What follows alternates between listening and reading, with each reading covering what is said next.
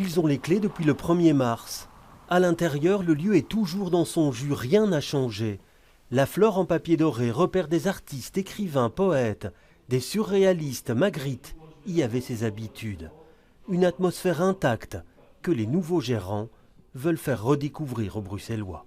Je pense que le but du jeu ici, ça ne va pas être de se concentrer uniquement sur une clientèle touristique, parce que quelque part, il faut que les Bruxellois reviennent ici, que les gens se disent en fait, ça fait partie de mon patrimoine et en fait j'ai envie d'aller boire un café. C'est un endroit où on est bien servi, c'est agréable, on peut discuter, je rencontre des gens, etc. Je pense que ça c'est vraiment quelque chose de vraiment indispensable, parce que on construit pas, on continuera pas de l'histoire du café avec uniquement des touristes, ça c'est sûr et certain. Ils sont déjà aux commandes de la brasserie Verskuren à Saint-Gilles. Avec eux, la flore en papier doré sera un vrai estaminet. Plus question d'offrir de la restauration. La partie historique est classée.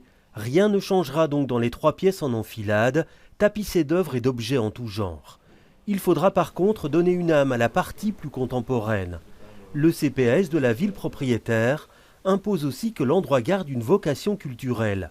Ses gestionnaires veulent l'ouvrir à d'autres disciplines. Dans un premier temps, faire vivre culturellement dans l'histoire du patrimoine et avec nos partenaires, et puis nous, notre propre culturel, qu'on pourrait l'appeler peut-être un culturel de bar, c'est-à-dire plus des jams, faire vivre l'endroit de manière plus festive. Mais je pense qu'il y a vraiment moyen d'assimiler les deux. La flore en papier doré devrait éclore à nouveau à la mi-mai, avec une nouvelle génération bien décidée à faire fleurir l'héritage laissé par les anciens.